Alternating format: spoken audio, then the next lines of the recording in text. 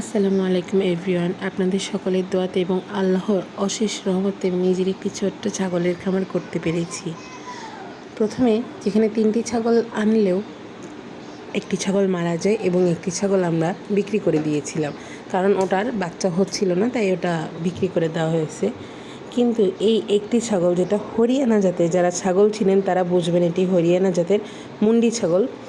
তো ওটা ডাক আসার পরে তার 3টা বাচ্চা হয়, একটি খাসি ছাগল এবং 2টি পাঠি ছাগল হয়। আসলে এর আজকে আবার ডাক আসছে, আজকে না, মূলত একদিন আগে রাত্রেবেলা থেকে ডাক আসছে। তো একে এখন নিয়ে যেতে হবে। যারা ছাগল পালেন তারা নিশ্চয়ই বুঝবেন আসলে আমি কি বলতে চাচ্ছি। তো নিয়ে যাওয়ার আগে সকাল থেকে ডাকছিল, এর যাতে পরিপূর্ণভাবে ডাক আসে, এজন্য আমরা কিছুক্ষণ সময় অপেক্ষা করছিলাম। এই যে একে যতই ডাকা হয় ততই ম্যাঁ ম্যাঁ করে চিল্লাছিল। যে পেট ফুলালো মাত্র, আপনারা দেখে থাকবেন, তখনও চিল্লাছিল। মাশাল্লাহ, এর দুধও কিন্তু অনেক ভালো। এটা আমাদের ছাগলের ঘর, যেখানে ছাগল থাকে, ওই মাচানের উপরে ছাগল থাকে। এখানে আমরা 2টা হাউস করছি। হাউসের ভিডিওগুলো ইনশাল্লাহ পরে আমি দেওয়ার চেষ্টা করব সবাইকে। এখন আমরা দেখি এদের কীভাবে নিয়ে যেতে হয়। নিয়ে যাওয়ার আগেও ঘরের ভিতর থেকেও ডাকতেছে। আসলে যখন গরু ছাগল হিটে আসে তখন ওরা ডাকতে থাকে, এটা আসলে আল্লাহ প্রদত্ত। এখন ওদের নিয়ে যাওয়ার জন্য প্রস্তুত করা হচ্ছিল। আমার ভাই ওকে গলায় দড়ি দিয়ে নিয়ে আসছিল বাইরে, ওকে একটু আদর করে দিচ্ছিল যাতে ও আর বেশি চিল্লাচিল্লি না করে। ততক্ষণে আমিও বেরিয়ে গেছি, আমার মা আসবে আমার সাথে যাওয়ার জন্য। ওকে অনেক সুন্দর করে আদর করে নিয়ে যাওয়া হচ্ছে।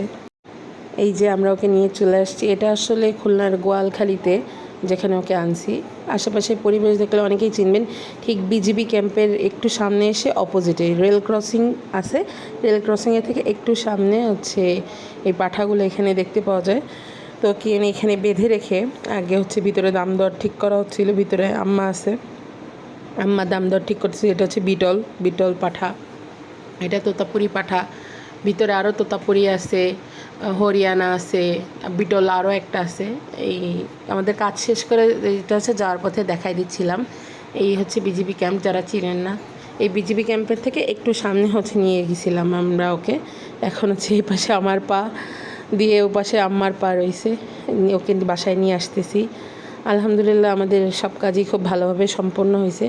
আনার সময় ওকে বসানো যাবে না কোনোভাবেই, এটা সবসময় মাথায় রাখতে হবে। ছাগলকে আনার সময় কখনোই বসানো যাবে না, এবং এটা সবসময় মাথায় রাখবেন, আপনি যে গাড়িতে করে নিজের ছাগল অথবা গরু নিয়ে যাবেন সেটাকে অবশ্যই ধুয়ে দেওয়ার চেষ্টা করবেন, কারণ এটা গাড়িওয়ালার অনেক সমস্যা হয় সেটা ধুইতে গেলে। আপনার ময়লা কেন সে ধুবে? তাই আম্মা তাকে হেল্প করতেছিল ধোয়ার জন্য, আমরা নিজেরাই ধুয়ে দিছি। তো আজকের ভিডিও এই পর্যন্তই। সকলে ভালো থাকবেন, সুস্থ থাকবেন এবং আমার খামার এবং আমার পরিবারের জন্য দোয়া করবেন। আসসালামু আলাইকুম।